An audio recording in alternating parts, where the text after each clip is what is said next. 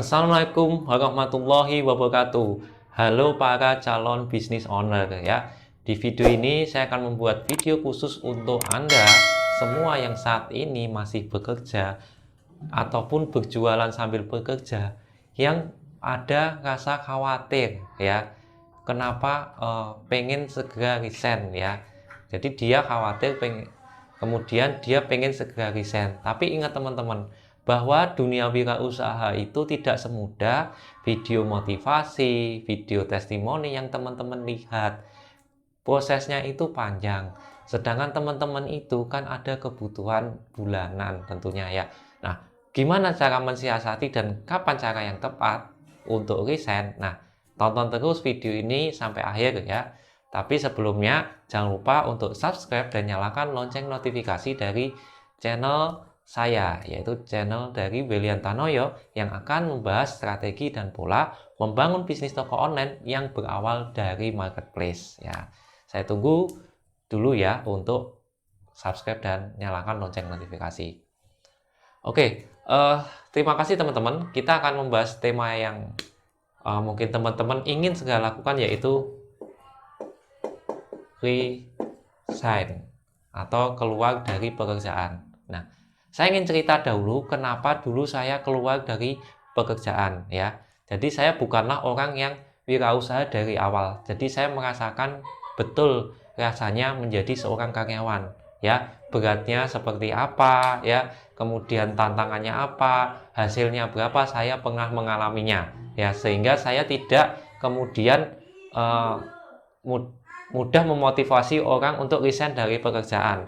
Karena dulu saya resign dari pekerjaan bukan karena motivasi atau testimoni dari orang-orang yang sudah menjadi pengusaha ya. Saya terakhir bekerja itu November 2012 ya. Pertama kali bekerja di bulan Mei 2010. Saya pernah bekerja di 2 perusahaan ya. Jadi di perusahaan pertama Mei 2010 sampai sekitar Mei 2011 saya bekerja di rumah sakit. Saya seorang asisten apoteker ya. Pekerjaannya adalah ngulek obat ya, atau meracik obat, kemudian membaca resep, menyiapkan obat, memasukkan ke dalam plastik, kemudian diberi etiket ya, 3x1, 1x1, sesudah makan, sebelum makan, diberi nama ya, kemudian dihargai, kemudian diberi harga, kemudian notanya dikasihkan ke kasir, oleh kasir diterima pembayarannya oleh pembeli, kemudian obat kita serahkan. Prosesnya seperti itu ya. Belum hal-hal lain ya, semisal ada stok opnam ya, pencatatan dan lain-lain. Itu di perusahaan yang pertama tempat saya bekerja. Kemudian saya pindah ke yang lebih fleksibel waktu kerjanya, yaitu yang jam 8 sampai jam 5. Kalau di rumah sakit saya dulu jam 7 malam sampai jam 7 pagi kalau shift malam ya, atau jam 9 malam sampai jam 7 pagi kalau shift pagi. Kalau shift pagi jam 7 pagi sampai jam 2 siang. Kalau shift siang jam 2 siang sampai jam 9 malam. Nah, saya kan dulu termasuk sering pengajian tuh kalau malam teman-teman. Kadang itu jadi nggak bisa pengajian gitu kan. Terus bingung kalau pagi sampai sore kan juga belum tentu ada kajian ya. Jadi akhirnya saya cari tempat kerja yang memang malam itu bisa ngaji ya. Kemudian jam 8 sampai jam 5 itu saya setelah kerja di tempat yang baru, itu kita di lembaga sosial kesehatan untuk duafa. Di situ waktunya lebih fleksibel ya.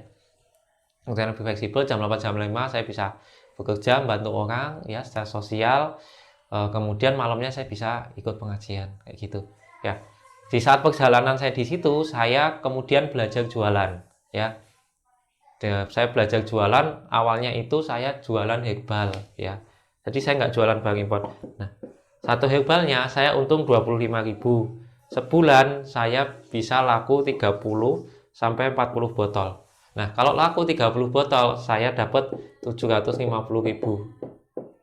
Kalau laku berarti saya dapat 1 juta. Ya. Gaji saya waktu itu 830.000. Ya. Di rumah sakit gaji saya 700-an. Ya, ini 2011 2012 gaji saya segini teman-teman. Jadi ternyata dari jualan satu herbal saja nilai penghasilan saya di atas dari gaji saya kemudian saya tambah produk-produk yang lain selain herbal, penghasilan saya naik lagi. Kemudian saya mulai sibuk, dalam artian kita sedang bekerja tapi kok konsumen minta dilayani, ya kan nggak bisa jam istirahat doang. Akhirnya saya kemudian memutuskan resign setelah 3 bulan setelah saya menikah, yaitu November ya. Saya menikah Juni 2012. Jadi saya resign karena takut tidak amanah di tempat kerja saya, karena waktu itu jualan saya sudah cukup laris ya. Saya belajar online tuh Agustus 2011 ya.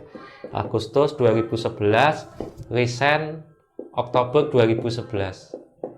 2012 ya. November itu udah full time. Jadi perlu waktu sekitar hampir 1,5 tahun baru saya memutuskan resign. Karena apa? Saya punya kebutuhan, saya punya tanggungan, saya akan menikah, saya harus mengumpulkan modal dahulu. Sedangkan berwirausaha itu sesuatu yang nggak pasti, ya. Kecuali teman-teman udah sering tiap bulan kayak gini ya, dari satu produk sudah segini rutin, kemudian nambah produk, lah kayak gitu baru menurut saya teman-teman boleh resign ya. Tetapi tentunya ini harus disiapkan ya mentalnya, karena wirausaha itu beda banget. Wirausaha itu teman-teman mikirin semuanya, dari produk, kemudian konten, kemudian pemasaran, penjualan, keuangan, pengiriman, repeat order. Ya, kalau teman-teman kerja kan paling hanya memikirkan satu bagian aja. Misal kayak saya di obat, berarti di operasional, misal operasional saja. Keuangan ada divisi lain, order obat ada sendiri, ya. Yang manajemen ada sendiri. Nah, sedangkan kalau wirausaha semua digarap sendiri, semua dibikin sendiri, ya, kecuali sudah ada timnya. Nah, itu kira-kira teman-teman sudah siap atau belum? Kalau belum siap, lebih baik belajar dulu, ya. Jangan banyak-banyak lah. Kalau memang masih belajar, motivasi itu secukupnya.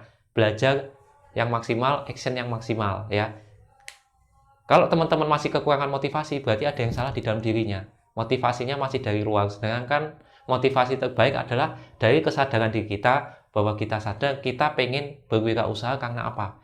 Ya, kalau menurut kita dengan berwirausaha kita bisa bermanfaat lebih banyak buat orang, nah itu udah boleh. Tapi kalau berwirausaha hanya untuk urusan uang, sebaiknya ditunda, karena dunia wirausaha tidak semudah perkataan orang-orang yang memberi motivasi, ya, orang-orang yang suka nonton video motivasi ataupun orang-orang yang suka posting testimoni. Tentunya semua proses yang panjang. Oke, itu teman-teman video mengenai resign. Semoga buat teman-teman ini menjadi sebuah manfaat, cerita nyata dari saya sebelum memutuskan resign, supaya teman-teman memahaminya gitu ya. Karena perjalanan setelah ini masih banyak teman-teman ya. Saya pernah jualan keliling, pernah jaga kios di pasar, kemudian pernah nitip-nitip di toko-toko kecil, kemudian pernah tidur garasi, kan hal kayak gitu yang terjadi setelah resign gitu kan.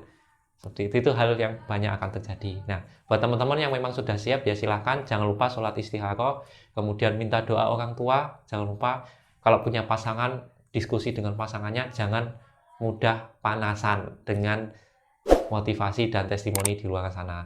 Oke, sampai jumpa di video selanjutnya. Jangan lupa untuk like dan komen apabila kamu ada pertanyaan atau mau request video yang lain. Assalamualaikum warahmatullahi wabarakatuh.